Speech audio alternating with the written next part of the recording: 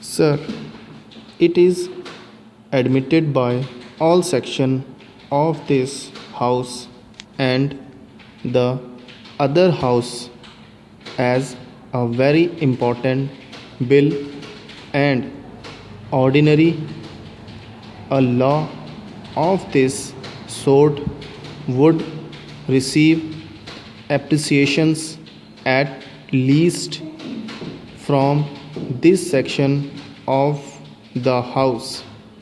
But after looking through the provisions of this bill and also going through the proceedings and also witnessing the honorable minister's speech who piloted the bill in the other house as also the opinions expressed by him in the various forums which I have heard of.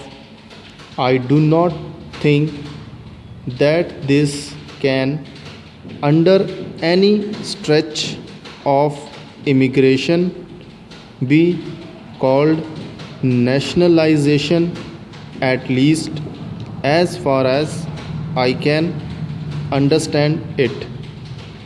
Sir, I am aware that the government tries to grab itself with ideas and words which mean something else so that it can prove its progressive nature, and it may also say to the world and to the country also that they are about to usher in a socialistic state, a welfare state, a cooperative movement, and whatever else other phrases may mean. It shall be my endeavor today to attempt to prove that the government is quite entitled to call it nationalization, but as far as I know, I do not think that I shall agree to its taking credit in this manner. But there are certain principles of nationalization. By merely calling anything nationalization, it does not become nationalization. There are certain principles. What are those principles?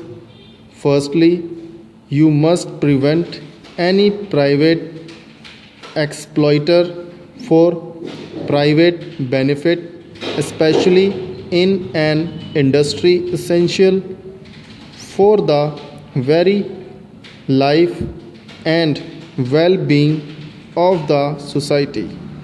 In this case, that principle does not arise because in most cases these business houses are not making profits in the normal sense of the term of profits. There are other dubious way of making profits which most of these business property managing agencies know of. I do not refer to them. The other principle is that when you take over, you shall not let the society suffer by way of giving more facilities to the business houses. That is, you take over something which is more or less derelict and pay something exorbitant at the expense of the society.